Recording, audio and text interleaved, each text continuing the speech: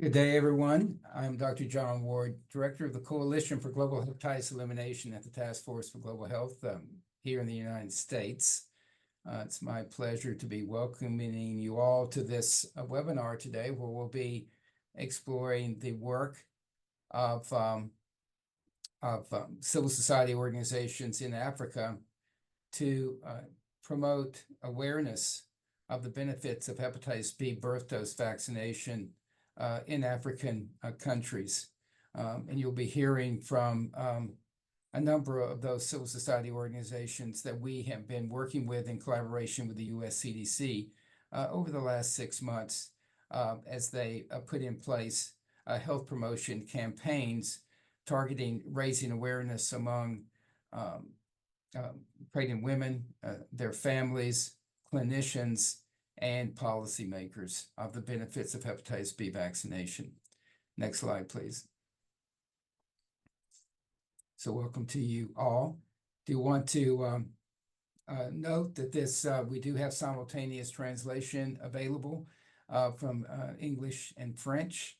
We will be hearing from our colleagues in Burkina Faso, where they'll be speaking in French, and then for those who are French-speaking, translation is available also. Next slide, please. We encourage you to interact with this webinar. Please submit questions to the Q&A feature of Zoom that's located at the bottom of your screen. The webinar is being recorded and will be posted on the Coalition website at globalhep.org, along with all the slide presentations, so that they can be a resource to you in the future. The communication products that have been produced by these civil society organizations are also brought together on our website. That will be an additional resource to you. So as you see the products being produced, know that you can access those at a later time on our website. And to keep abreast of all the activities that the coalition is involved in now and in the future, I encourage, while you're at the website, to go ahead and sign up for our monthly newsletter to keep abreast of what our activities are. Thank you.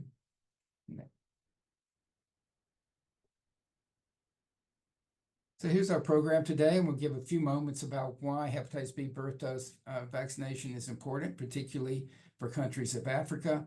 And then you'll be hearing from these civil society organizations that are listed here from Nigeria, Malawi, Kenya, Burkina Faso, South Sudan, and Rwanda. We'll also, this is the second year that we have been able to provide financial support for civil society organizations' work in this regard. And so we'll be hearing from a previous grantee to see how their work has continued following that initial support from the coalition for their work. Next slide. Now, why is hepatitis B prevention important? First of all, it's a major health threat. Over 300 million people are living with hepatitis B, which places those people at risk of premature mortality from liver failure and liver cancer. If you can see there in the green box for Africa, about 64.7 million people are living with chronic hepatitis B, and there are over 770,000 new infections every year. And indeed, 2 out of every 3 new infections with hepatitis B virus are among the children of Africa. Next slide, please. Now, fortunately, we have a highly effective and very safe vaccine that prevents transmission of hepatitis B virus, including prevention of mother-to-child transmission. If the vaccine is given as soon as possible after birth, preferably within the first 24 hours of life. Next slide, please. Now, hepatitis B vaccine is particularly important for young children. Why? Because young children are at high risk of remaining infected with the virus once infected with the virus. And newborns are at particularly high risk. Indeed, if a newborn becomes infected, 90% of those newborns remain infected with that virus for the remainder of their life. And then that chronic or lifelong infection with that virus causes the progressive liver disease, leading to liver failure and liver cancer, placing 1 out of every 4 of those newborns at risk of premature death from liver failure and liver cancer caused by this hepatitis B viral infection. And we can prevent that infection if those infants receive timely hepatitis B birth dose vaccination. Next slide. Now, hepatitis B prevalence, or the percentage of people who have chronic hepatitis B, is very high in most countries of Africa. And as you can see there, the prevalence is quite high among pregnant women, meaning that there's a high risk of their infants becoming infected with hepatitis B virus at the time of birth. And that's why timely hepatitis B birth dose vaccination is so important. And if we can improve coverage with hepatitis B vaccination, we can protect those newborns from this chronic viral infection. Next slide. Now, as I mentioned, 2 out of every 3 new infections are among children in Africa, and that's because the coverage with hepatitis B vaccine is so low in African countries compared to the rest of the world. And if you look at that table on the far right column, you see that only about 1 out of every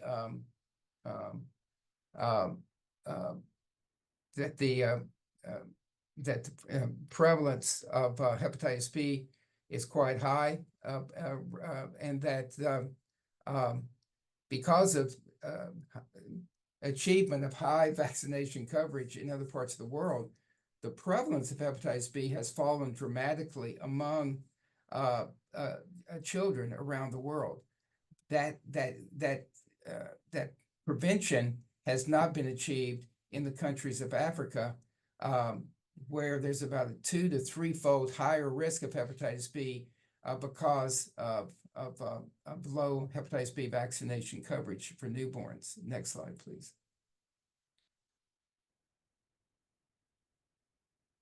And as you can see there, only about the vaccine coverage is lowest in Africa for newborns receiving a timely hepatitis B birth dose vaccination.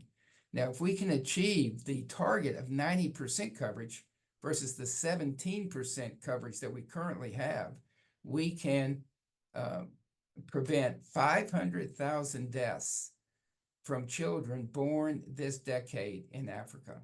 So that's the public health benefit that we're trying to achieve by improving vaccination coverage for newborns in Africa. Next slide. Now, the coalition, in collaboration with the US CDC, World Health Organization, and other partners, are taking a number of steps to improve hepatitis B birth dose vaccination coverage. We've convened what we call communities of practice to help immunization programs and clinicians that deliver vaccine share experiences and lessons learned to help everybody do a better job of vaccinating newborns within the first 24 hours of life. We also have developed what we call a toolkit to help ministries of health develop policies for hepatitis B birth dose vaccination. And then thirdly, what we're talking about today, which is very important, is to help civil society organizations and other partners raise awareness of the benefits of hepatitis B vaccination, as I mentioned earlier, among families, among clinicians, and among policymakers and other key stakeholders. And that's what we're going to be focusing on today. There's strong evidence that one of the most important ways to improve hepatitis B birth dose vaccination coverage is to raise awareness of the benefits of hepatitis B birth dose vaccination among all of those stakeholders that I mentioned. And we're going to be hearing how these civil society organizations are taking on that responsibility in their countries. Next slide. So I think I'll turn it over to my colleague, Ms. Jalur Harrell, who will describe this small grants program that you'll be hearing from today. Jalur? Thank you, Dr. Ward. As Dr. Ward mentioned, of the newborns with chronic HepB infection, 1 in 4 are at risk for premature death from HPV-related liver disease and cancer. However, a timely dose of the HepB birth dose vaccine to newborns prevents transmission of HPV.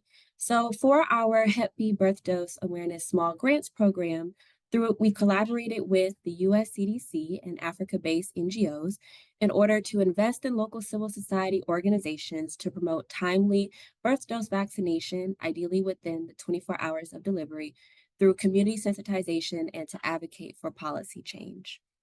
Next slide. So in our first round of grantees in 2021-2022, we supported 5 civil society organizations in 5 countries in Africa. Those countries are Ghana, Cameroon, Uganda, Tanzania, and Malawi. And some of the activities that our first round of grantees completed were they developed information and educational materials, they trained healthcare workers on the importance of timely HepB birth dose vaccination, and they held high-level meetings with policymakers to advocate for HepB birth dose introduction and scale-up. And as a result of the work of our first round of grantees, there was also progress in the move toward adopting policies for routine birth dose vaccination in Uganda and Ghana. Next slide, please. And here are just some photos from the first round of grantees. You can see from some of the activities that they completed, as well as an example of one of their information and educational communication materials. Next slide.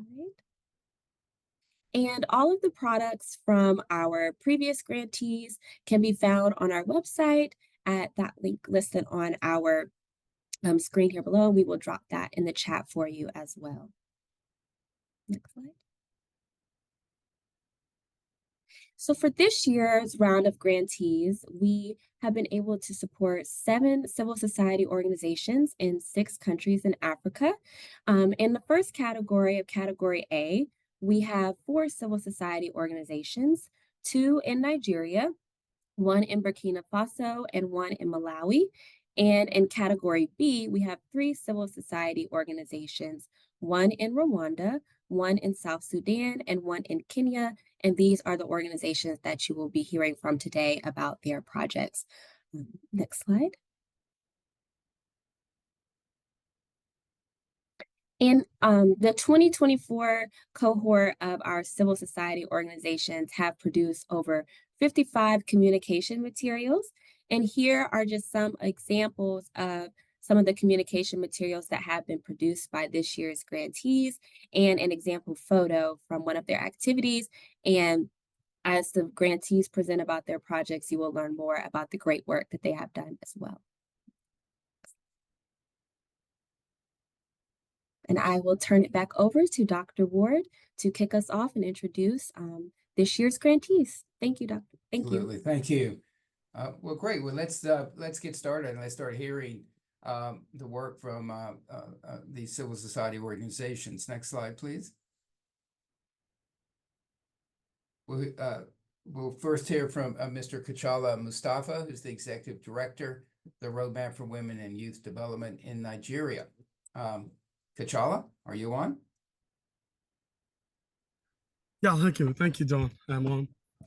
Great. Please proceed. Okay. Thank you so much. Good morning, good afternoon, and good evening, everyone. Depending on your time zone. My name is Kachala Mustafa, and I'm the Executive Director with the Roadmap for Women and Youth Development. I am going to take us through our presentation of our activities, basically implemented in the 3 LGS of Yobe State, which is Zama, True, Fatiskum, and Gashua, and Body. This is for us. These 3 LGS are bigger LGS that have PIDA LGS with them. So we target this just to ensure that we have a good coverage and that we have a message to those communities. Please, next slide.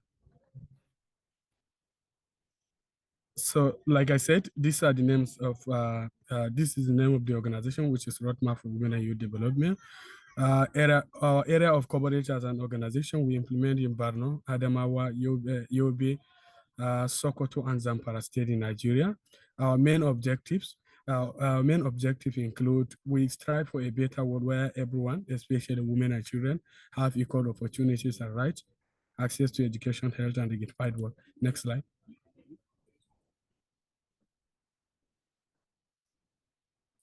So let's look at an overview of our activities. We have three key components, key activities on this project.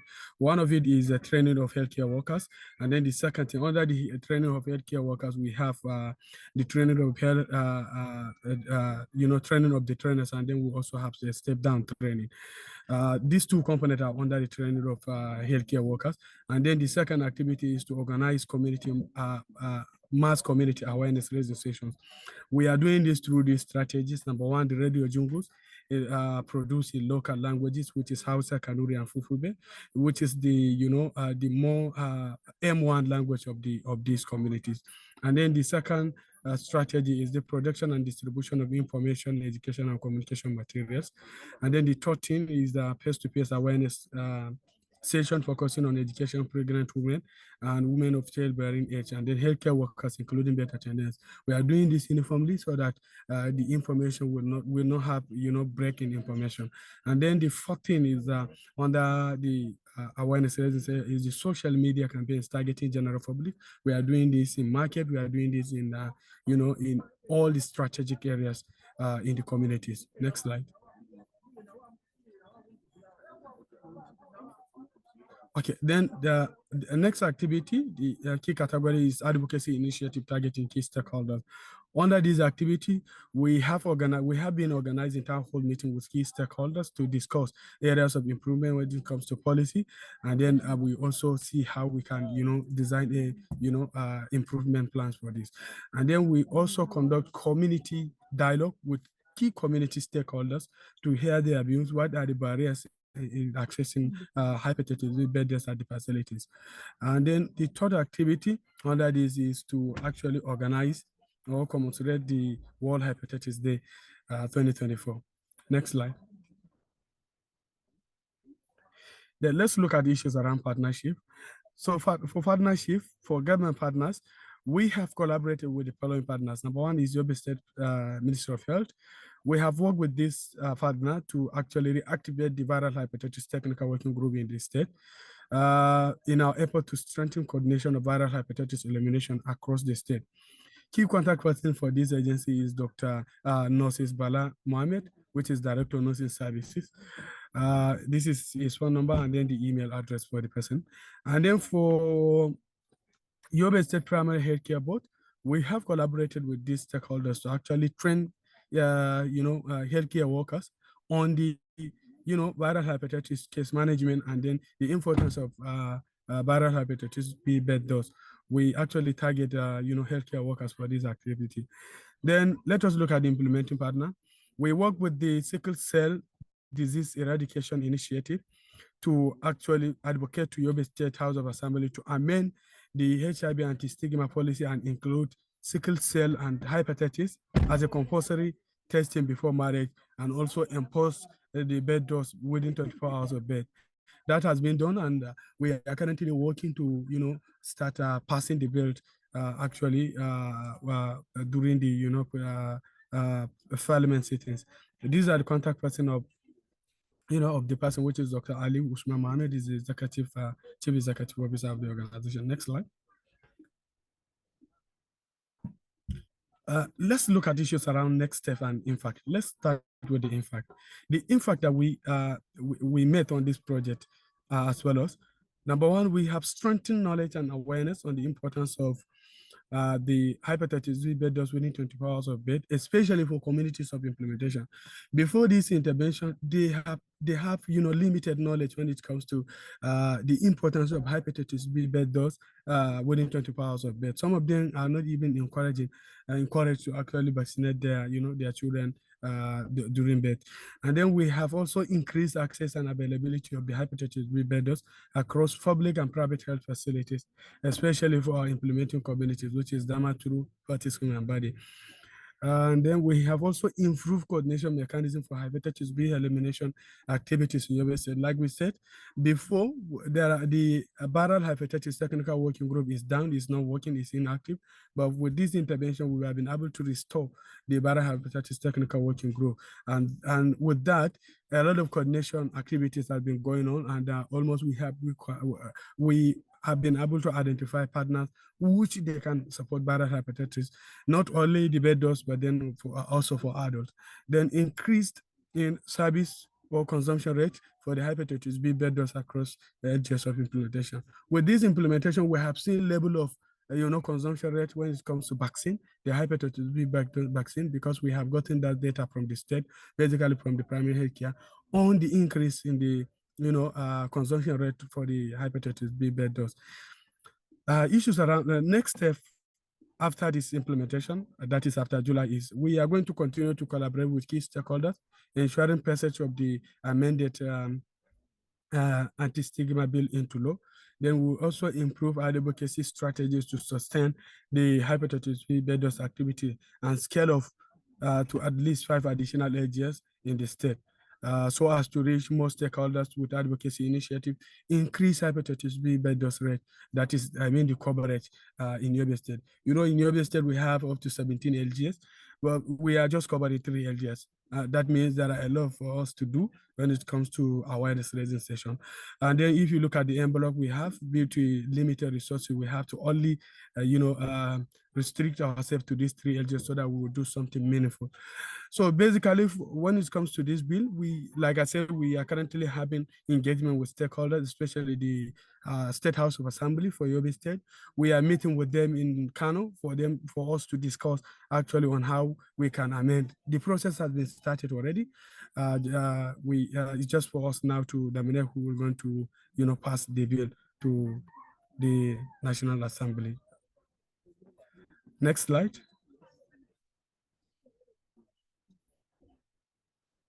Okay, thank you so much. I think this is it for Roya for now. That is it. Thank you very much, Kachala, and I encourage all of you on the call to put in your comments in the chat or your questions in the Q&A, as I mentioned.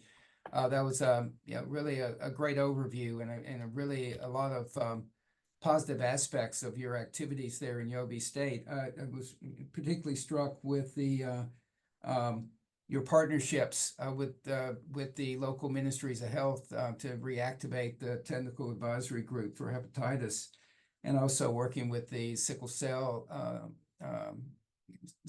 civil society organization oriented to that, and working about this anti-stigma policy that was originally focused on HIV. Could you just clarify how the change in that policy is directed toward hepatitis B in general, and then hepatitis B birth dose? Is it requiring HBV testing before marriage and requiring birth dose vaccination, or assuring that that testing doesn't carry any stigma that would be harmful for persons in Yobe State?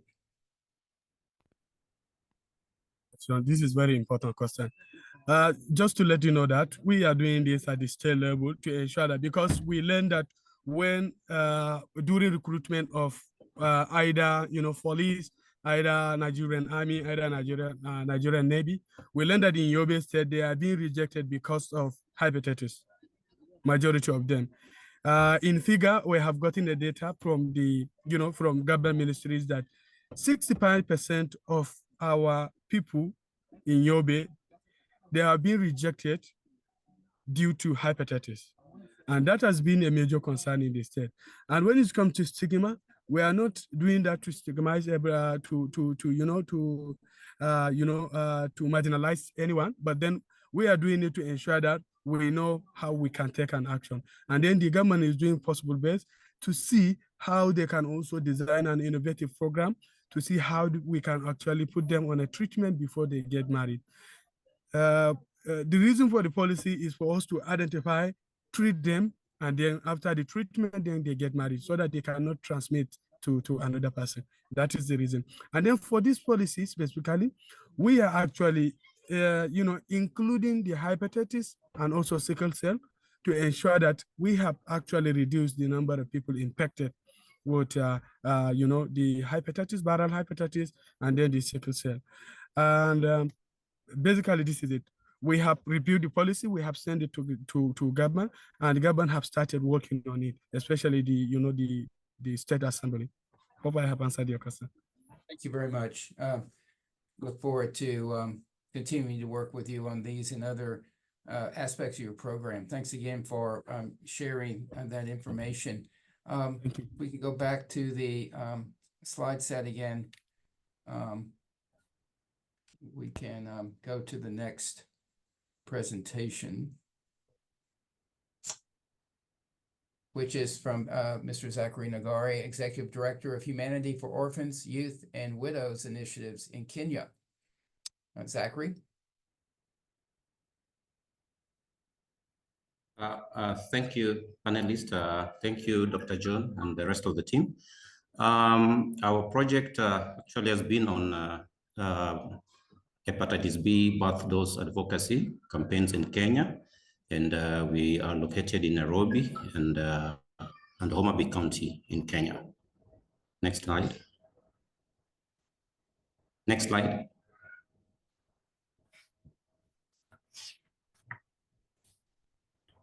The Humanity for Orphans, Youth and Widows Initiatives Kenya has been working together with the various key stakeholders, has been an integral component of our projects. Various donors, representatives have enabled HOIWIC to roll up several programs, i.e. education, capacity building, leadership training, early childhood, youth safety education, environmental education, food security, awareness campaign, civic engagement, and building and constructions and feeding program tailor-made to our target groups. Our vision has been on having a society where the rights of the vulnerable persons are appreciated, guaranteed, protected, and also where such persons are accorded opportunity to live in dignity through easy access to healthcare, education, information, shelter, and basic needs. With the mission, HOIWIC exists to champion, lobby for the rights and specific general needs of the vulnerable orphans, youth, and widows through advocacy for their role in the implementation of sustainable development programs in the community. Our area of focus, the organization is basically, as I highlighted, we are in Kibera slums, Nairobi, Kenya. And we do also carry some overlaps programs in remote rural county, that is Homa Bay. Most of we work effectively in Nairobi. Our main objectives under hepatitis B has been advocacy and capacity building in various thematic areas, also on education, healthcare, economic empowerment, and environmental and agriculture. Our primary focus in Kenya, HOIWIC has been acting as an advocate of social change by rendering charity services to orphans and other vulnerable children, youth, and underprivileged widows and persons able differently. Next slide.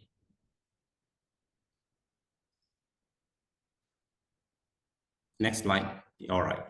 Our program's activity on hepatitis B, we outlined 10 activities, of which we managed to run them all through Q1 and also Q2, where the first activities, we had a preliminary session with all the staff and the project volunteers to introduce the project objectives, goals, and expected outcome to the project staff and volunteers that we work with.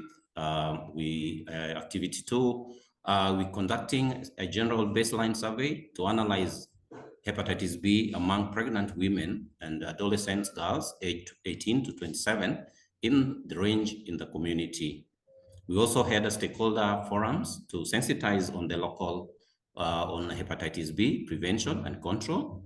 We also lobbied with other relevant authorities to support our HPD advocacy work that promotes the health and well-being of the key actors.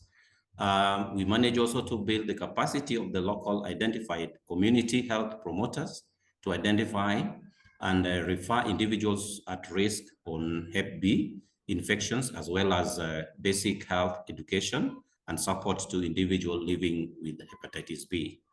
Next slide.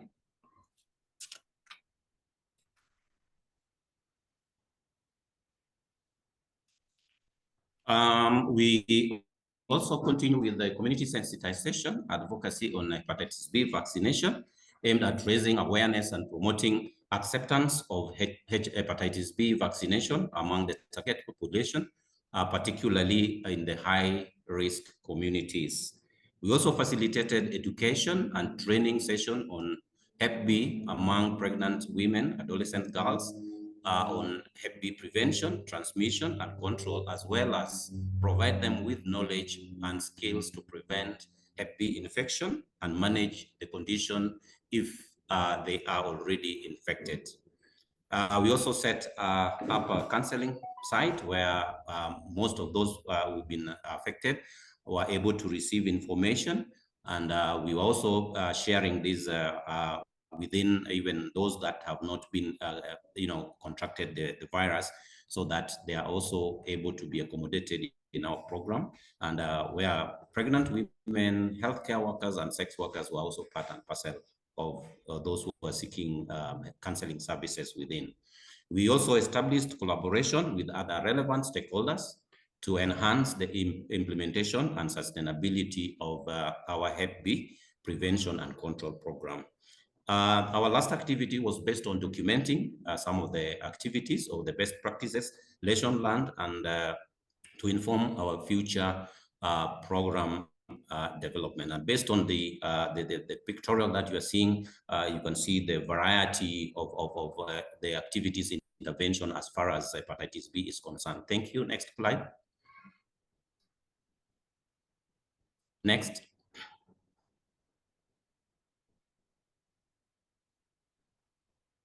Some of the partners that we managed to collaborate with and we've been working with were Ministry of Health. And here we were working with Mr. Martin, which is also on the provision. Actually, they were able to provide us with technical assistance on our hepatitis B prevention.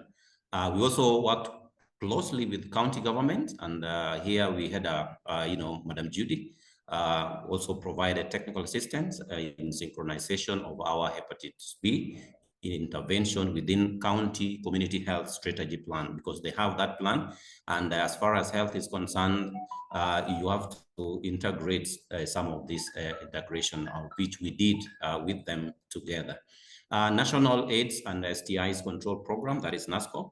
We are working closely with Dr. Nazila, which is also provision of technical assistance on our advocacy intervention, and in reviewing of the draft. There is a draft policy which the NASCOP is working on, and we are part of parcel of who are doing the review of this particular policy to identify some of the specific gaps or things that perhaps maybe is not corresponding with the community needs and desires.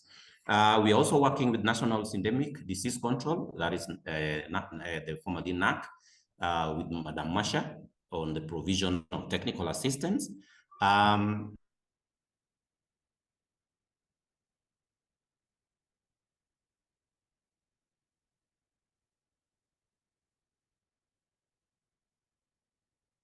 Hoywick in the planning committee of International Day of Drug Abuse, IDADA. We call it IDADA here in Kenya, where we celebrated the IDADA event on 26th, that is last month. We're also working closely with National Council for Population and Development. Madam Betty is really of the assistance. And some of the implementing partners that we are working working with. We have community leaders, which we engage with the community, involve them in our project planning and implementation level. We are working closely to make sure that our deliverables are achieved and the needs, their concerns, and also the concerns of the community are met. We're also working with the NGOs on the ground. And here I want to mention that we are working closely with Global Health Action, which we are working on a community health needs assessment. We are trying to identify the gaps that are there. And I think when this program is being rolled, we will be able to also see the gap that has been left as far as hepatitis B is concerned. We are also working with Fresh Inspiration, which is also a faith-based organization, to be able to, expand the plan of our intervention. Private sectors, we are also collaborating with to make sure that we also are able to access external resources and expertise to support our project activities in the community. Thank you. Next slide. Next slide.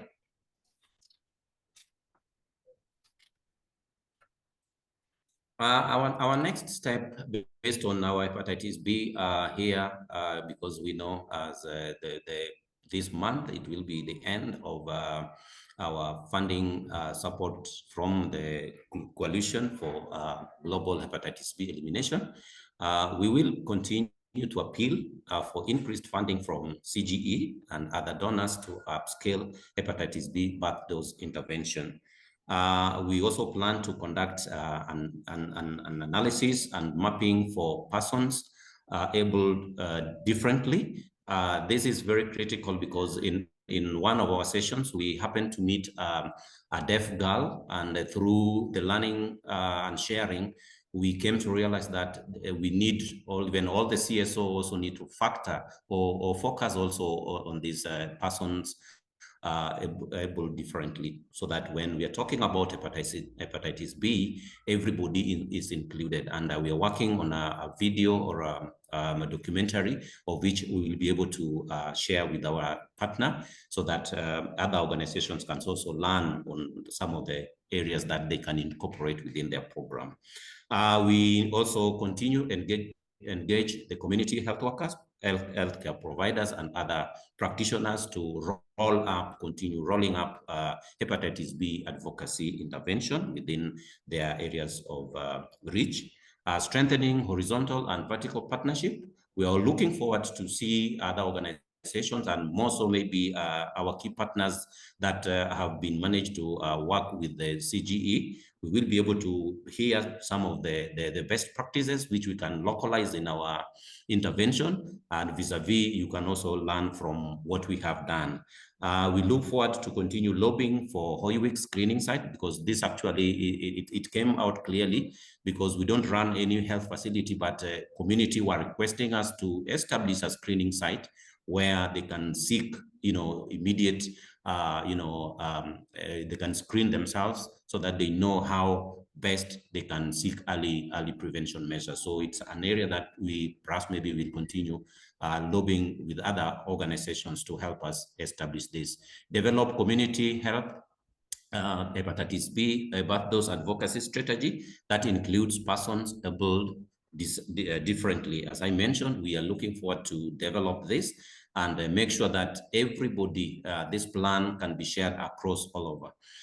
We also continue to develop and print advocacy on hepatitis B birth dose materials, develop policy briefs on hepatitis B birth dose, which we are working on. And I think we'll be able to share with our main donor to see some of the critical areas that needs to be incorporated as far as our policy brief is concerned before submitting it to the National Assembly through the Parliamentary Health Committee. We also intend to continue conduct learning forums on hepatitis birth dose within the community, and continue monitoring progress and evaluation of hepatitis B birth dose in the community, as we also roll the next activities in Homa Bay come next week. Thank you so much. In the next slide. Thank you so much for listening to me, and I appreciate for your support. Thank you very much, Zachary. Thank you for your work. Really a great overview of your program. I think in the interest of time, to assure we have adequate time for all the presentations, we're going to move on and then cycle back with questions later in the program. So thank you again. Great. Well, let's hear from Mr. Francois Benau, Organization Natural Development Durable Burkina Faso, OND. Francois, are you on, please? And keep in mind, we have simultaneous translation for this presentation. Thank you. Bonjour.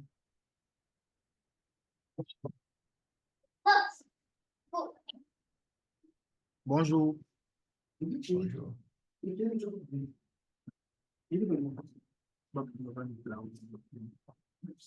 Ok, bonjour à tout le monde. Je suis François Benao de Burkina Faso et la présentation des activités de notre projet sera faite par Jean-Jacques qui est l'un des animateurs et nous nous prêterons donc aux questions qui seront posées. Je vous remercie et il poursuivra donc la présentation. Merci. Bonjour. Moi, c'est Jean-Jacques. Je suis l'animateur qui suis chargé de la présentation. Tu peux commencer? Yes, please. Okay. Bon. L'Organisation Indienne pour la Nature et le Développement Durable, OND, dont le siège se situe à la part de Ouagadougou, au Burkina Faso. L'OND a une envergure nationale. Elle intervient sur toutes les 13 régions et les 45 provinces du pays. L'objectif principal de l'OND en matière de santé est de promouvoir la couverture sanitaire universelle et la lutte contre l'hépatite B et les maladies. L'objectif global du projet est de contribuer au progrès du Burkina Faso vers le contrôle de l'hépatite B, l'élimination de la transmission mère-enfant du virus de l'hépatite B à travers la dose à la naissance. Voilà. Donc maintenant, nous allons passer à l'aperçu des activités du projet. Les principales activités de notre projet sont les suivantes. Produire et diffuser des matériels d'EC et communication sur l'hépatite B. Spot radio et télévisé, affiches, dépliants et des publications sur les réseaux sociaux pour encourager la sensibilisation à la dose à la naissance contre l'hépatite B. La tenue de 8 réunions de plaidoyer de sensibilisation auprès des autorités sanitaires pour la mise en œuvre d'une dose opportune de vaccin contre l'hépatite B à la naissance au nouveau-né et plus particulièrement sur l'introduction et l'intégration de la dose de naissance contre l'hépatite B chez les femmes enceintes au cours des services de routine au Burkina Faso. Former et sensibiliser 60 ASBC pour le recensement et la référence des enfants nés à domicile, dont les formations sanitaires pour recevoir la DNH HepB dans les délais. Tenue d'un atelier de formation de 60 agents professionnels de santé sur la vaccination à la naissance ciblant. Formation sur la prise en charge clinique de l'hépatite chez les enfants et les adultes, couvrant les étiologies, la transmission, la prévention et le traitement. La tenue de 2 tables rondes de sensibilisation avec la direction des études et de planification du ministère de la Santé et de l'Hygiène publique. La tenue de 2 rencontres d'échange avec les médias en vue de les mobiliser en faveur de la dose à la naissance contre l'hépatite B. La tenue de 3 conférences d'information et de formation des organisations de la société civile en vue de les mobiliser en faveur de la dose à la naissance contre l'hépatite B. Ensuite, nous avons la réalisation de 25 séances de sensibilisation à l'importance de la vaccination contre l'hépatite B pour les femmes enceintes, leurs familles, les agents de santé, les travailleurs de sexe, le public et les décideurs politiques. Ensuite, nous avons la formation pour 60 agents de santé communautaire sur la prise en charge clinique de l'hépatite chez les enfants et les adultes, couvrant les étiologies, la transmission, la prévention et le traitement, afin de sensibiliser le public, les femmes enceintes et les femmes en âge de procréer. Nous avons aussi la tenue de 2 rencontres d'échange avec les sages-femmes, matrones, médecins et infirmiers, infirmières sur le rôle dans la prévention de la transmission verticale de l'hépatite B, dans le but de leur permettre de diffuser des informations précises sur l'hépatite B aux femmes enceintes en particulier et aux femmes et leurs partenaires en général. Ici, nous avons la formation et la sensibilisation de 30 agents du secteur privé sur l'administration de la BN, hépatite B. La sensibilisation de 15 cliniques d'accouchement sur le processus de la vaccination contre l'hépatite B à la naissance, au nouveau-né, et l'animation de 3 conférences télévisées au profit des professionnels de la santé et des populations sur la nécessité de la dose opportune de vaccin contre l'hépatite B à la naissance au nouveau-né. Voici l'aperçu des activités du projet. C'est bon, je peux continuer.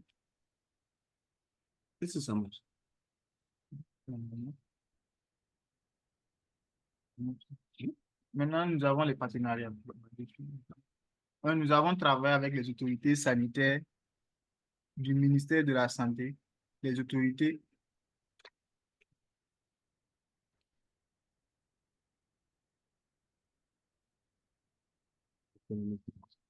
économiques du ministère de l'Économie, des Finances et de la Prospective, et les responsables de l'Assemblée législative de la transition, entre parenthèses ALT, député.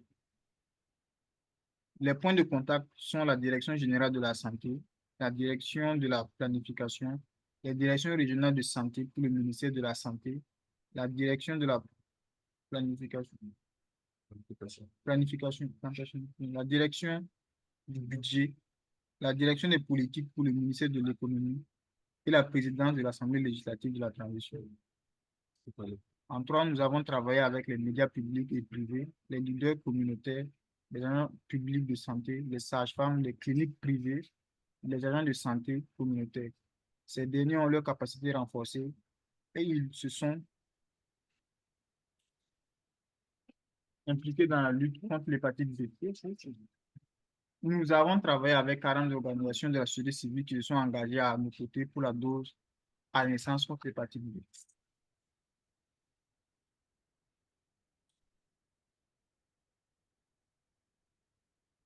Nous passerons à l'étape suivante. Voilà, les prochaines étapes des impacts. Les communautés locales ont eu leur connaissance renforcée sur la nécessité de la dose à la naissance contre l'hépatite B pour tous les nouveaux-nés et la vaccination des femmes enceintes. Les professionnels de santé, les cliniques privées et les agents communautaires de santé ont leur capacité renforcée en matière de la dose à la naissance et la prise en charge des femmes enceintes atteintes de l'infection à l'hépatite B. Les autorités sanitaires du ministère de la Santé ont été conscientisées sur la nécessité de la dose à la naissance pour tous les enfants au Burkina Faso et la vaccination de nouveau-nés contre l'hépatite B a été inscrite dans le programme national de vaccination suite à notre plaidoyer. Les prochaines étapes concernent la poursuite de la réalisation des séances de sensibilisation à l'importance de la vaccination contre l'hépatite B pour les femmes enceintes, leurs familles, les agents de santé, les travailleurs de sexe, le public et les décideurs politiques.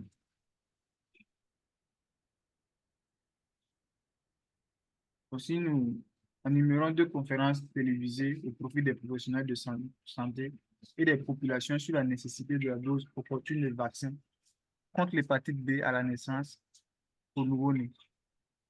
Nous suivrons le plaidoyer auprès du ministère de l'Économie pour que les moyens suivent pour assurer la mise en œuvre effective du programme national de vaccination de tous les nouveaux-nés contre l'hépatite B, la poursuite de la distribution des matériels de communication sur la dose à la naissance contre l'hépatite B, et le suivi de mise en œuvre effective du programme national de vaccination, la dose à la naissance contre l'hépatite avec les autorités du ministère de la Santé. Voici ce qui en est pour... Voilà. Ensuite, nous avons quelques photos pour bien parler des activités menées.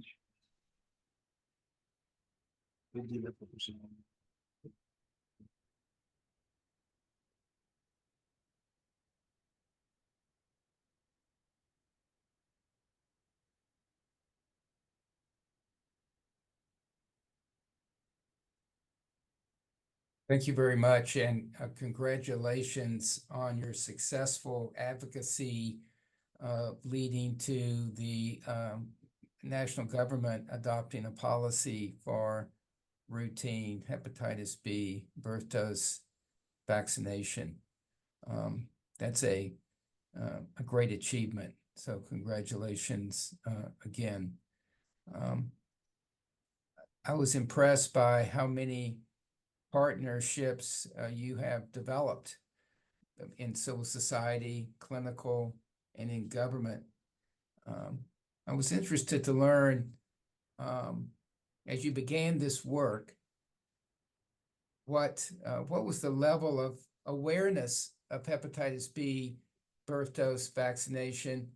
Was there just an absence of knowledge, or were there some misunderstandings about hepatitis B vaccination regarding why it's given so quickly after birth, or the benefits of vaccination?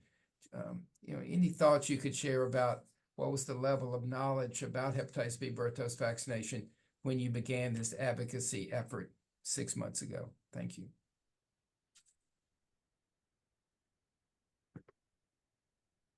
Ok, merci beaucoup pour votre question qui est pertinente. Il faut dire que quand nous avons commencé donc le plaidoyer au niveau du Burkina Faso, disons qu'au niveau du ministère de la Santé, les gens étaient déjà conscients du fait que la maladie prenait donc de l'ampleur au Burkina Faso, mais il n'y avait pas une action concrète qui avait été mise en place avant donc notre plaidoyer. Disons qu'au niveau des cibles, au niveau des professionnels de la santé, lors des formations, nous avons été impressionnés du fait qu'il leur manquait, bon, peut-être que je parle très vite, hein, ils n'avaient pas toute l'information sur l'hépatite B. Disons que parmi nos ateliers, il y avait des médecins. Et moi, j'étais étonné que des médecins posaient des questions à nos formateurs pour comprendre certains aspects donc, de la transmission de la mère à l'enfant. Et parlant donc de la population générale, ben, beaucoup ignoraient ce que c'est l'hépatite B en réalité. Donc, disons que le niveau de connaissance n'était pas au top avant donc l'action de sensibilisation que nous avions menée. Je ne sais pas si j'ai pu répondre à toutes vos questions. Sinon, je pourrais apporter plus d'informations. Thank you for that additional information, and congratulations again on your work and leading to the adoption of this hepatitis B birth dose vaccination policy in Burkina Faso. Thank you. We do have Maziko on the line now, who can tell us about the work of Health and Rights Education Program in Malawi. Maziko? Yeah, thank you so much, Dr. Ward and the team for trusting us to implement this important initiative on birth dose vaccination introduction project in Malawi. We want to thank your team and yourself and everyone who have supported us, and also our counterpart organizations in other countries also implementing on the same. Next, please. Next slide, please. Yes, Health and Rights Education Program is a local civil society organization in Malawi, and they operate at national level. And our focus areas include community engagement and partnership, accountability, health financing, policy and research, pandemics and climate change, digital health, with integrated framework on youth empowerment and mentorship. And over the years, our operation has been managed, expert in capacity building, research, advocacy, technical support, including youth empowerment, sexual and reproductive health and rights, and health policy advocacy. And currently, we're an organization go-to in the health sector in Malawi in terms of policy and advocacy, and our strong links with media make this even more possible. And previously, we have been involved in the advocacy and the launch of pentavalent vaccine, measles, second dose, and rotavirus, where we have championed and involved high-level personalities and policymakers to promote immunization and introduction of new vaccines And this one also becomes exciting that we're pushing so hard that it's not been adopted. Next, please. Yes, in this project, as I said, overview, currently we're advocating for hepatitis B dose introduction in Malawi, where babies are vaccinated at 6 and 10 and 12 weeks with DPD, HepB, IPV, HIP, and protects against tetanus and all those conditions. So for us as a project, on this project, is to advocate for the Malawi introduction of hep dose vaccine into routine immunization and and we are building on the success of the previous HRIP campaign on the hepatitis B dose in advocacy in Malawi, targeting health workers, expecting mothers and community. And our specific objective of this project is to advocate into Malawi introduction to HepB dose vaccine into routine immunization, and also to create demand for HepB vaccine among pregnant women, communities, and health workers. And we managed to develop those materials which we utilized when we had engagement with the communities, even at Ministry of Health level. Next, please. Next slide, please. Yeah, as I said already, we targeted pregnant mothers and communities, health workers, policymakers, and the media. And some of the project outcomes, our outcomes on number of media tools produced, which we did with this, and also number of media stories published in our news letters in Malawi, and also will be shared locally and international through our collaborators, like the task force on and which will also on the website, which will also share all these materials. But also a number of testimonies, and we have a number of testimonies which we came up from health workers, community, and mothers on the hepatitis awareness, on the need to have this and increase in terms of testing, vaccination, but also removing stigma. But also producing reports and vaccine availability. We are doing this to make sure that we check, because we find out that in most of our health facilities, we don't have availability of hepatitis vaccine, which our health workers and others are complaining about. So we're sampling few health workers in coming with those. Next.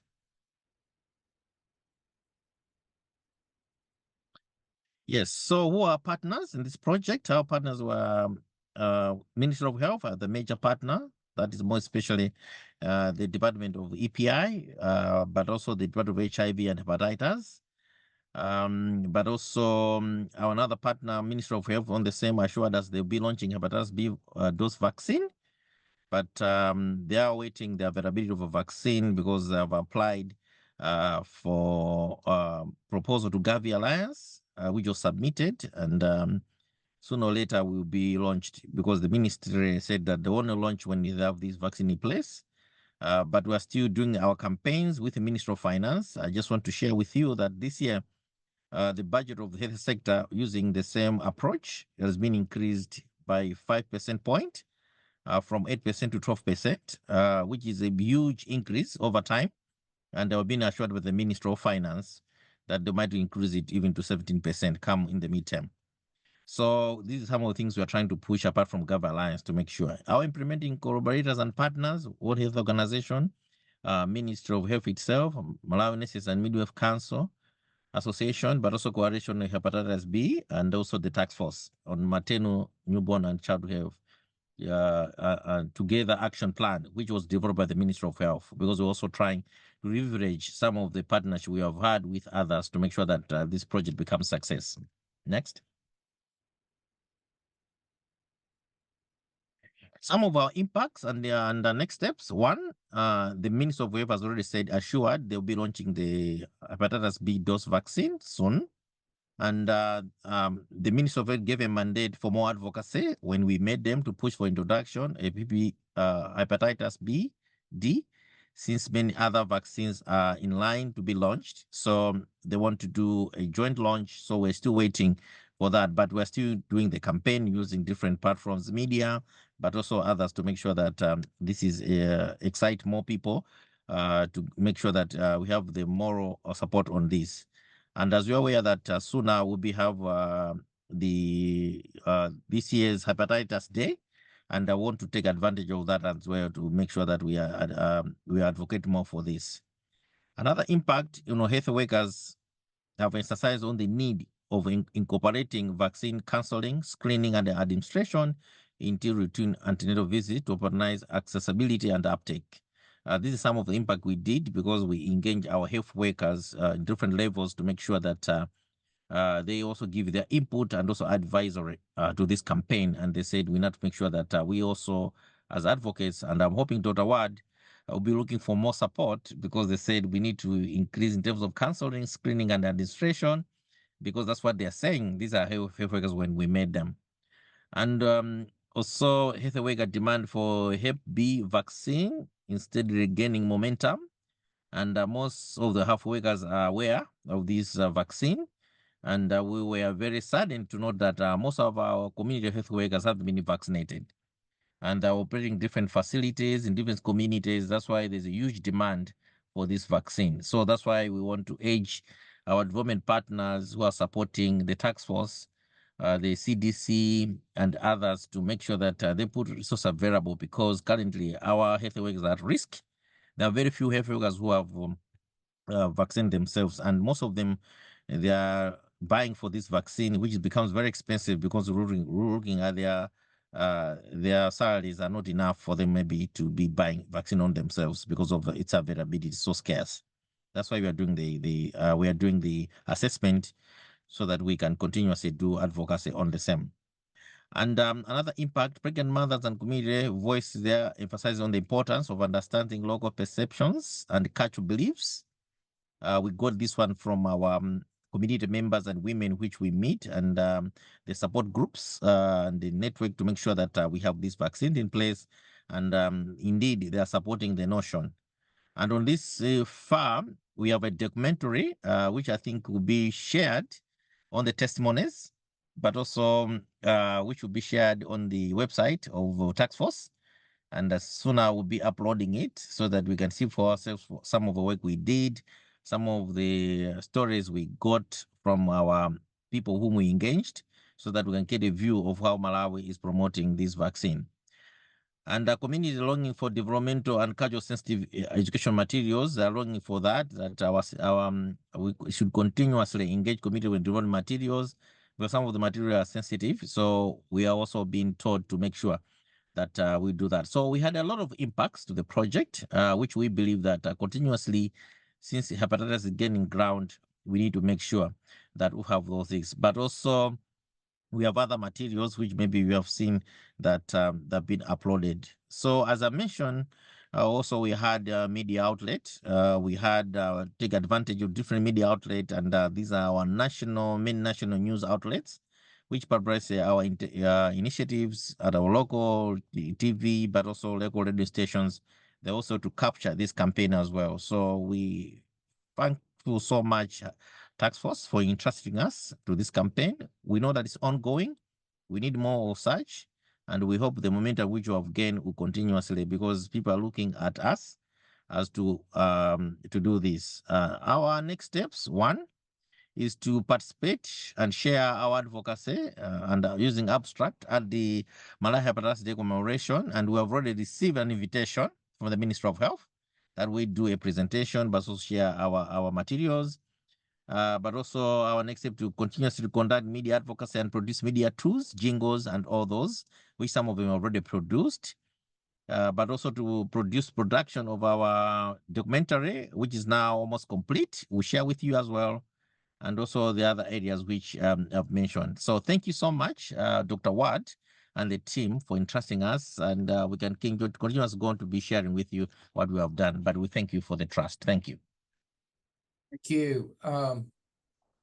Excellent overview, and congratulations on that range of activities, including being part of the effort that led to the national government adopting a policy for hepatitis B birth dose vaccination. You touched on a number of important implementation issues, both at the clinical level as well as the community level. But I was really struck by, I really want you to comment briefly on what were some of the parts of the community perspectives on hepatitis B birth dose vaccination that you feel like you would have to really focus on as you move forward with an education campaign? Are there concerns about the vaccine itself, vaccine safety? Are there concerns about stigma, about how hepatitis B is viewed, or persons with hepatitis B are viewed in the community? What particular aspects of communities' perceptions of hepatitis B birth dose vaccination would you think, or do you think, are really important looking ahead to scaling up hepatitis B birth dose vaccination in Malawi? Thank you.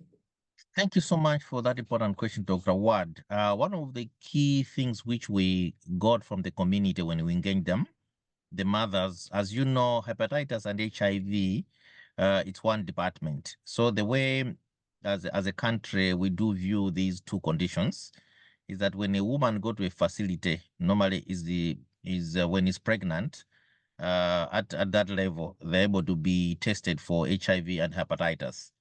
So that's where we need to do a lot of work in terms of sensitization, because people think, other women think that hepatitis and HIV are the same because of the nature of how we have programmed our approach to hepatitis and HIV and this testing.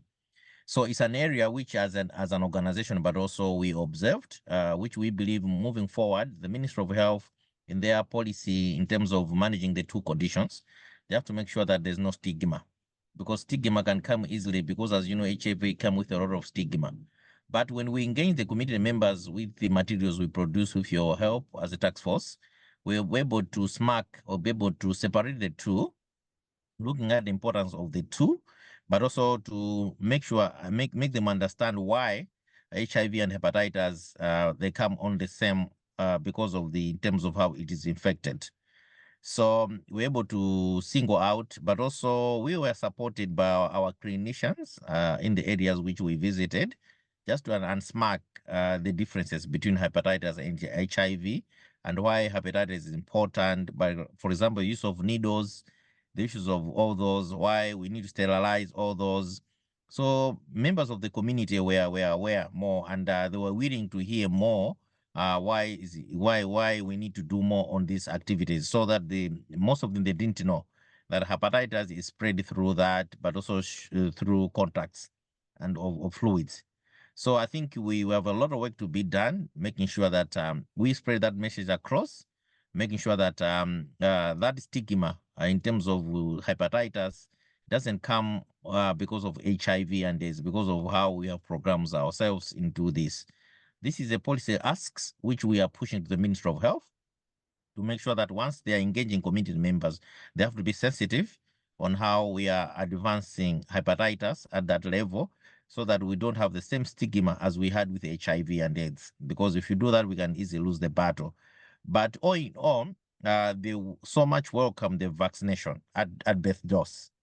And one of the things they ask, in fact, they were asking, give us the vaccine so that we can get vaccinated. They thought maybe we are health workers, we have come with the vaccine, but we said, no, we're doing more lobbying.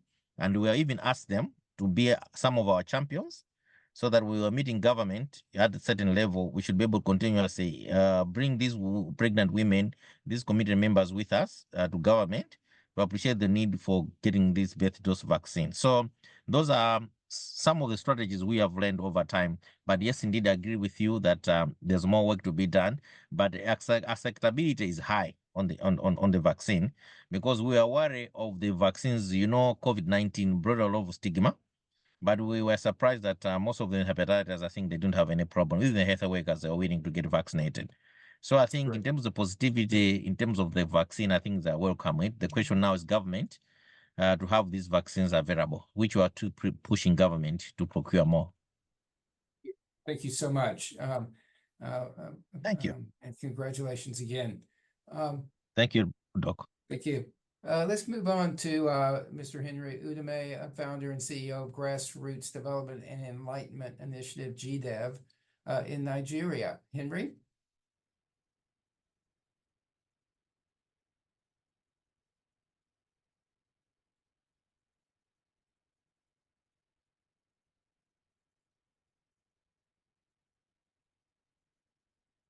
Henry, you may be on mute still.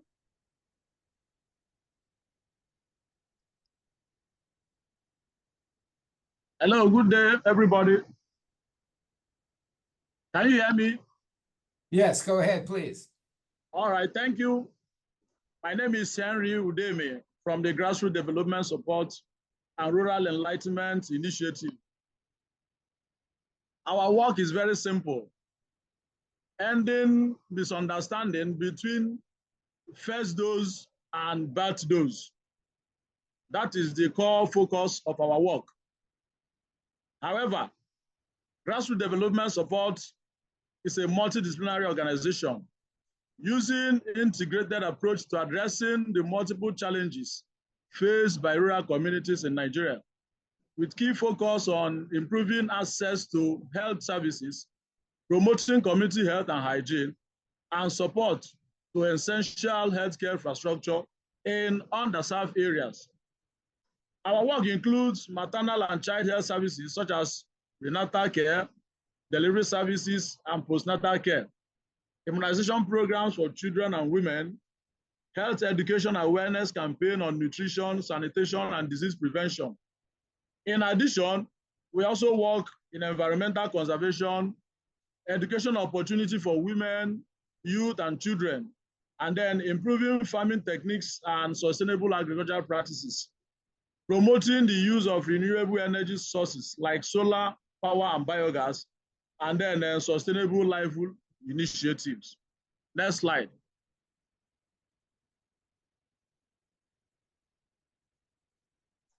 In doing this work, our first point of call was to engage the Ministry of Health, Delta State.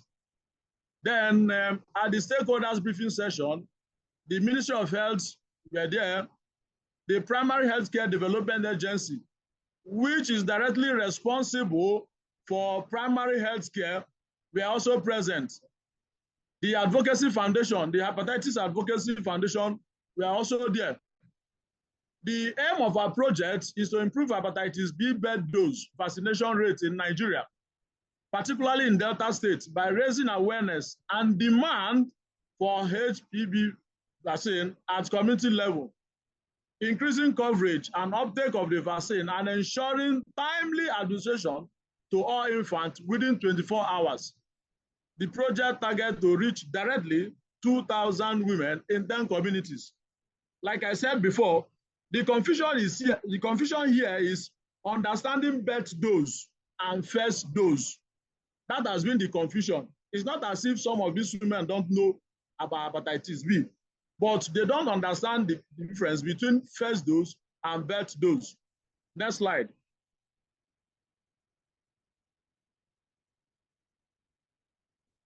Next slide, please. All right, these are some of the materials we produce. These are posters. We also produce audiovisual materials which convey direct message on how women, pregnant women, and nursing mothers can approach their health professionals to seek for vaccination of their newborn. Next slide. In terms of partnership, next slide, please. Partnership, GDEV activities. After the program on stakeholders briefing, to update the stakeholders, the government agencies on how the program should look like. These are some of our partners. Delta State Ministry of Health, through the program manager, state AIDS and viral hepatitis and STE control, that is SARS-CoV, and the focal person. Then we also engage the Delta State Primary Healthcare Development Agency through the Director of Research, Planning and Statistics. And then our project covers 2 local government, 10 communities in 2 local government. The first community is Oshimili, not local government. Then where we have the executive secretary of the local government health department. The same thing happens to Aniocha South.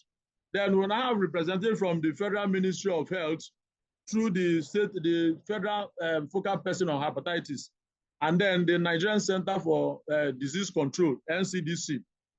These partners provided technical support, guidance, and access to relevant data and statistics.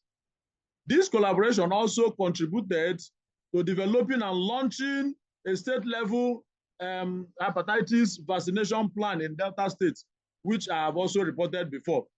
It also enhanced data collection and monitoring process, thus contributing to the attainment of the objectives of the Nigerian National Strategic Framework for Viral Hepatitis Control in Nigeria, that is 2022 and 2026.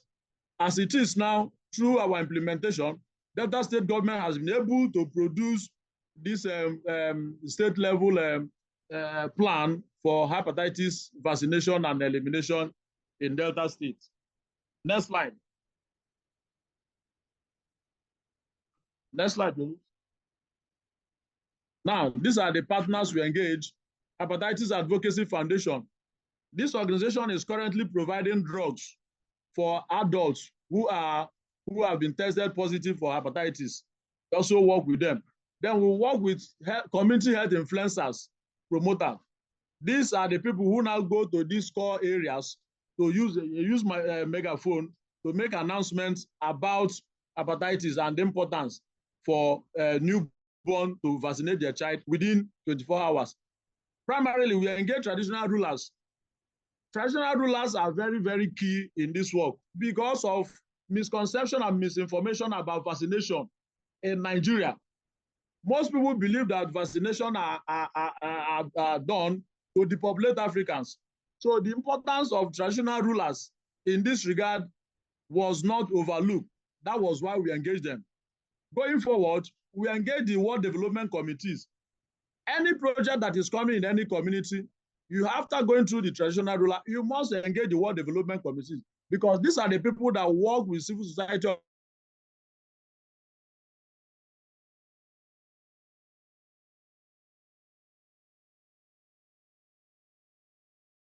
Mothers and women of childbearing age participated in the HepB awareness program. And then in some of these communities, there were disciplinary actions that if pregnant women or nursing mothers fail to attend to that program, there will be disciplinary action. This made them to come up and turn a mass. Now, within these 6 months, we have over 1,500 community members. Across 10 communities, mostly women, were directly reached through the effort of these community level stakeholders, which also contributed to the development of the state's HepB vaccination plan on thematic area 6, which I'm going to share later, ultimately improving the hepatitis vaccination rates in Nigeria, particularly in rural areas of Delta State. Next slide. Next slide will show you the graphical representation of where we are currently. There has been significant improvement in the level of awareness among women regarding the importance of administering the HepB vaccine dose within 24 hours of birth. If you take a look at this slide, the first one shows where we were at the beginning of this program. I don't know why the figures are not showing in this slide. And then the second graph shows where we are now. Awareness has increased. But the particular issue now, which we address in the next slide, is understanding birth dose and first dose. At this level, at the first graph, these women don't even understand. But following our intervention, following a survey of 1,000 women, including those of childbearing age, pregnant women, nursing mothers, it was initially found at the beginning of this program that 759 out of 1,000 individuals, representing 76%, were unaware that first dose of hepatitis B vaccine should be administered within 24 hours of that. Why only 241 individuals, that is 24%, were aware?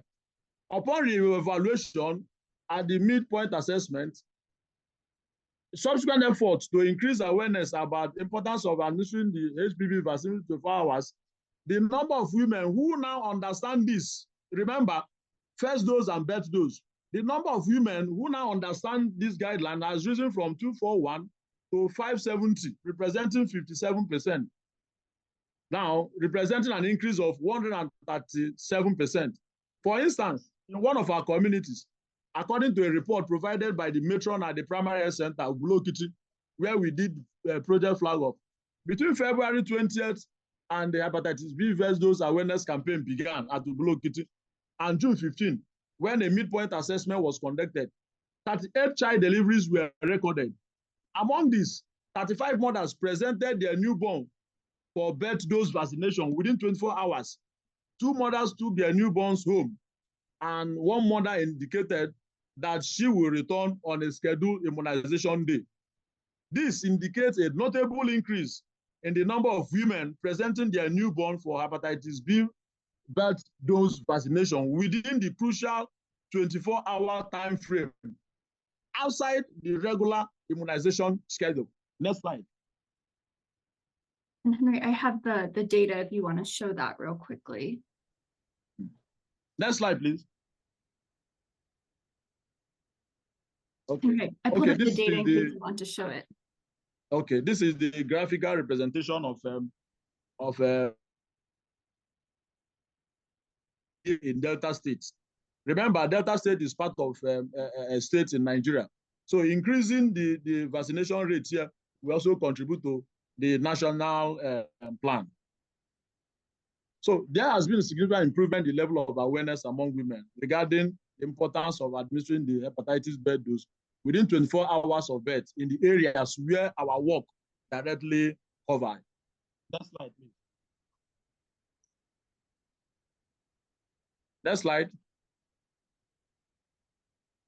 Okay, next step. We affirm that the National Strategic Framework for Viral Hepatitis Control in Nigeria is currently active, and objectives are being progressively achieved. But more need to be done continually to increase awareness, especially in how to reach communities. There are communities who don't even know the difference, whether hepatitis vaccine exists or not, where the services, and then in some of these communities, the services of TBAs, which I've always been saying, are prioritized over that of trained healthcare professionals. TBAs are traditional birth attendants. Currently, in Delta State, where we work, there are more number of TBAs than government-established primary healthcare centers. So moving forward, we intend to maintain and expand awareness of hepatitis B vaccination by collaborating with traditional birth attendants. These people are very, very important, and government is neglecting this group. Traditional rulers and religious leaders. This partnership will aim to increase awareness and ensure greater coverage of hepatitis vaccination for newborns, particularly in hard-to-reach areas, thereby reducing the incidence of viral hepatitis in Nigeria. However, our interaction with the executive secretaries who are directly in charge of primary health centers, they said that what is currently obtainable in some of this area is first dose and not birth dose. When we demanded to ask why, they said that Gavi, or the organization that supplies vaccine, complained that the level of wastage in Nigeria is too much. They said that in some health centers, only one delivery will happen in 1 week. And then when they open the vaccine, they will open the vaccine only for that baby. And the next 1 or 2 weeks, no delivery. And then the vaccine becomes a wastage. So these are the areas we are trying to cover. And part of our next level advocacy is to ensure that those who are supplying this vaccine, if they can repackage this vaccine so that one child will get one vaccine, so that we can now avoid wastage. If we do this, I bet you we can increase the number of those who are bringing their child for vaccination within the 24 hours of birth. Thank you very much for creating this opportunity for us to work. Thank you. Thank you very much. Excellent overview, and excellent project, and a great next steps. So appreciate that all.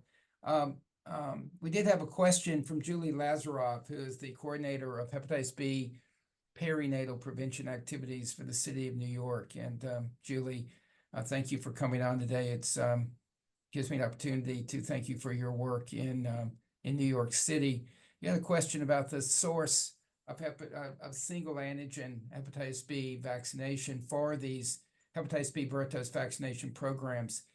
WHO is not a supplier of hepatitis B, single antigen vaccination.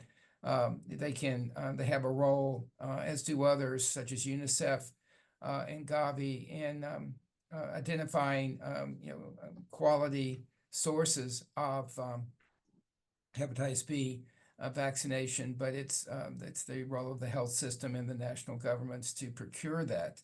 I have been made aware over the last several months of several countries having stockouts of hepatitis B birth dose vaccination, and so the reliable supplies of hepatitis B vaccination is very important.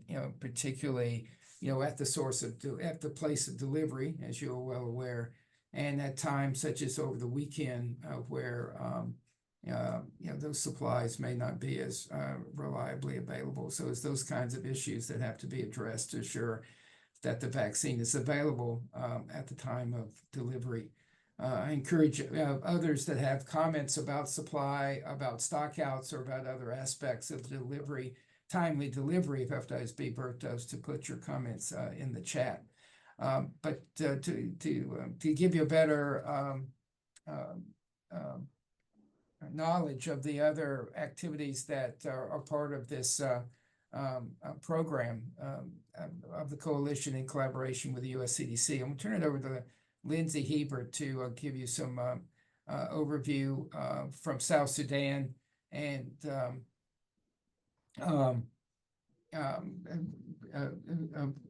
since Mr. Ding was not available to be with us today. Lindsay? Thank you, and I'll be brief. We just don't want to miss the chance to share the great work from Empower Youth Africa and Caritas Rwanda, who were the last two grantees for this cycle. Mr. Gurung unfortunately had some Wi-Fi trouble today, but shared these slides.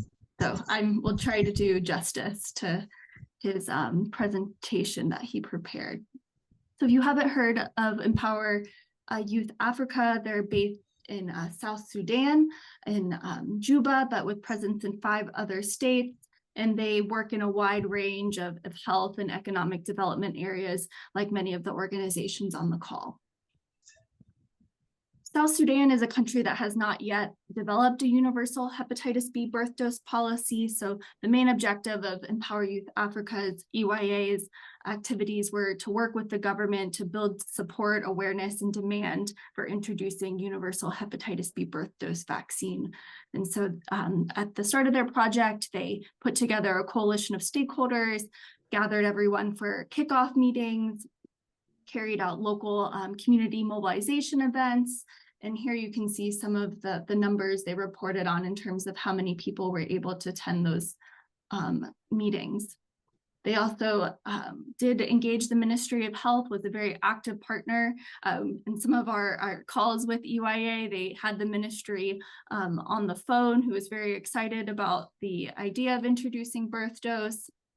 And then they also did general awareness activities, such as radio talk show host. And I really am impressed with this statistic they shared, that they reached over 10,000 people with one of their talk shows on 92.4 FM Classic in South Sudan. And then their last activities were around building awareness and demand for healthcare workers, community healthcare workers in particular, and continuing to sustain that local coalition building throughout all these activities. As mentioned, the Ministry of Health was involved from this project from the beginning, and they worked at all levels of the ministry down to the state ministry offices as well. So looking ahead, their focus is really on supporting the establishment of a national program for hepatitis B birth dose. The government wants to work with them to continue to develop communication products and advocacy products, and to appeal to donors to support a program in the future. So hopefully we will have good news in South Sudan about a birth dose program in the future. And then just our last grantee was Caritas Rwanda, based in Rwanda. Dr. Prince Bosco prepared these slides for us. Unfortunately, he had an official work trip in Jordan, so couldn't join us today. Caritas Rwanda is a healthcare network based in Rwanda. They have over 120 health facilities across the country, so working across all areas of health. And Rwanda is a country that has had selective hepatitis B birth dose policy in place, but the goal in Rwanda is to move to a universal policy, and the government has indicated that they're interested and committed to doing that. And so much of Caritas Rwanda's work was working side by side with the government to build local community demand for the introduction of universal birth dose and to help plan for that rollout. And so some of their activities included orientation of local leaders across their districts, training of community health workers. They were able to complete a baseline assessment among healthcare workers who are in charge of antenatal care and prevention of mother-to-child programs to understand what kinds of training and education is needed for that universal birth dose introduction in the future. They developed general awareness campaigns, also did a radio talk show host, and developed a supportive mentorship program to improve capacity for implementation of birth dose across healthcare centers. And here are some nice photos from their events. As mentioned, they worked very closely with the Ministry of Health Rwanda Biomedical Center. My understanding is that Caritas Rwanda is an implementing partner of the Ministry of Health, so have regular touch points, and they are now focused at Caritas Rwanda to working with the ministry to developing that universal birth dose policy and scaling up across the country. And so stay tuned. Hopefully we'll also have good news about that introduction and implementation in Rwanda in the months ahead. Thank you. Let's move on and hear from a past grantee to learn how what activities were able to be sustained to promote hepatitis B birth dose vaccination in Uganda, a country that has recently adopted a policy for routine universal hepatitis B birth dose vaccination. And if we can hear from Luda Maguzi, please join us. Thank you.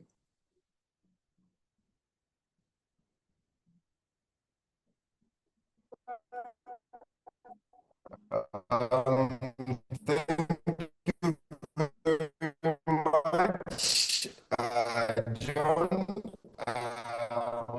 Happy to meet you and the team that has received. I'm Luda Maguzi Emmanuel. I'm the Executive Director at the Hepatitis Aid Organization. We are a civil society organization in Uganda that is supporting hepatitis that received grant support from the coalition in 2022. And I'm happy to present to you some of the impact that we made.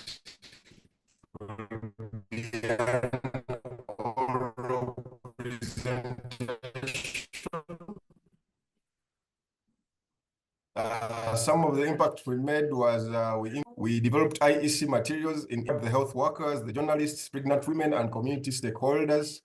We initiated the Parliamentary Health Forum on viral hepatitis. We conducted community activations to build momentum in the communities.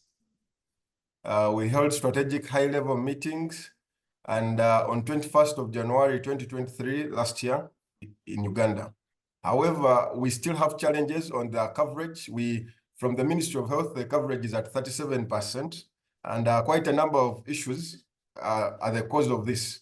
We have issues like stockout of the hepatitis B vaccines for more than about 6 months, which is attributed to the global supply issues.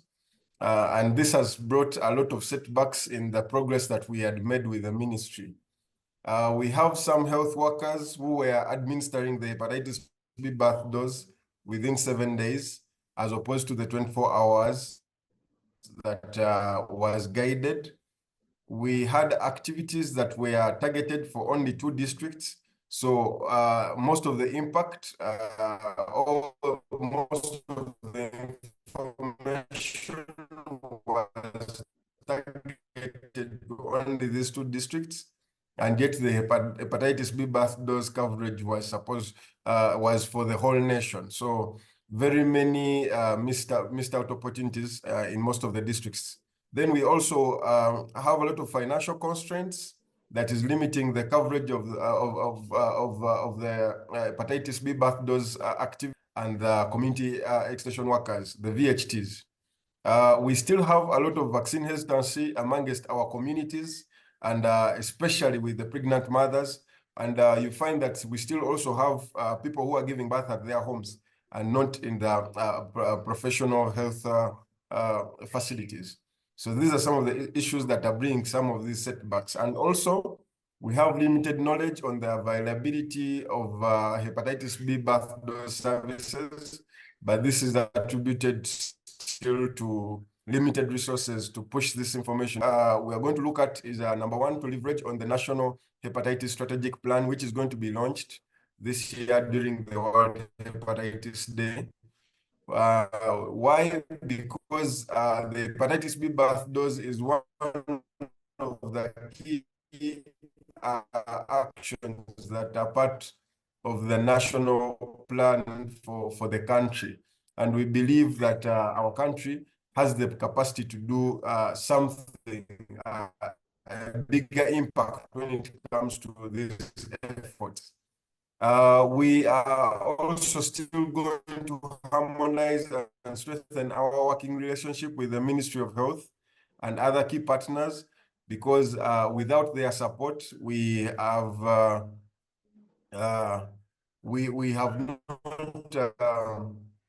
we cannot achieve too much.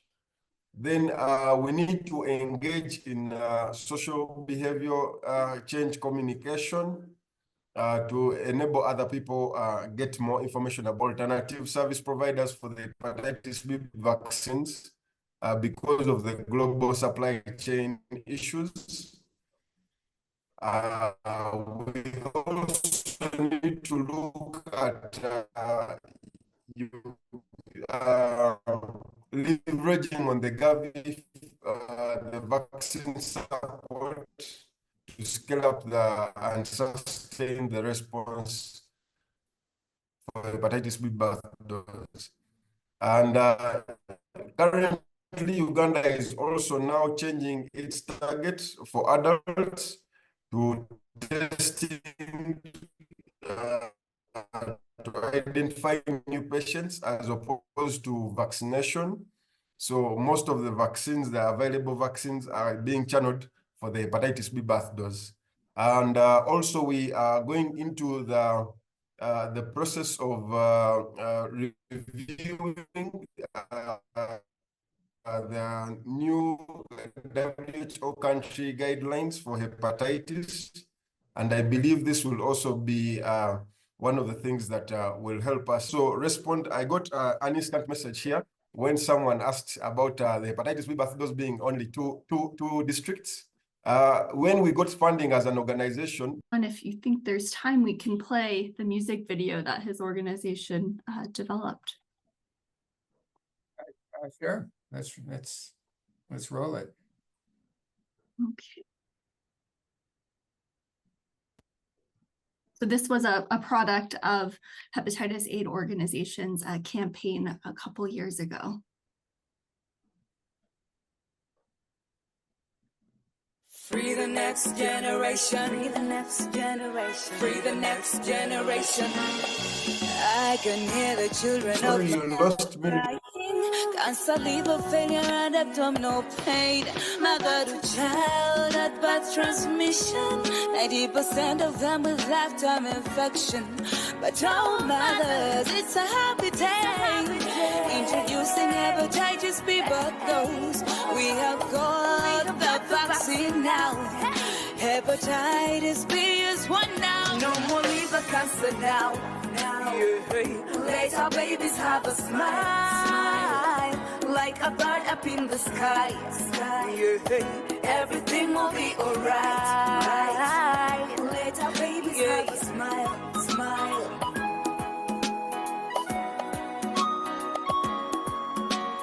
Free the next generation.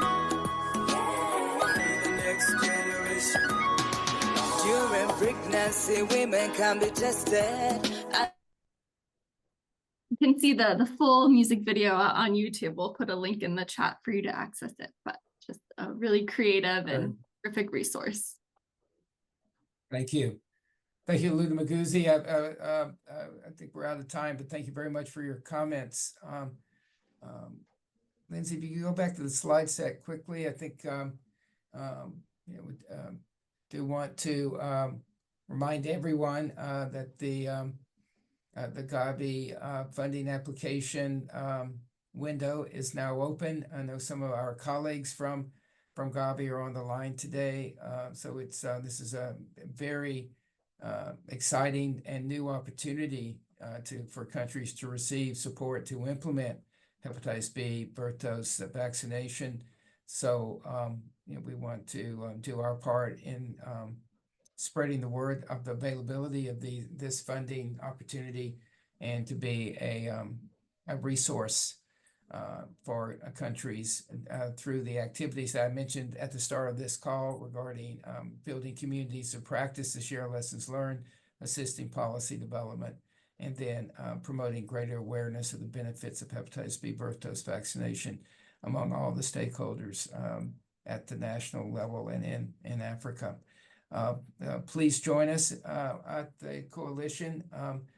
Sign up for our newsletter. We look forward to hearing from you regarding your activities around hepatitis B birth dose vaccination and your other activities related to advancing progress toward hepatitis prevention, care, and treatment that's accelerating our progress toward reaching goals for hepatitis B elimination and hepatitis C elimination. So thank you again for joining us today. Thank all of the collaborators with our civil society organizations. And thanks to my team here at the Coalition. And thanks to the US CDC for the funding that made this project possible. Have a good day, everyone. Bye-bye.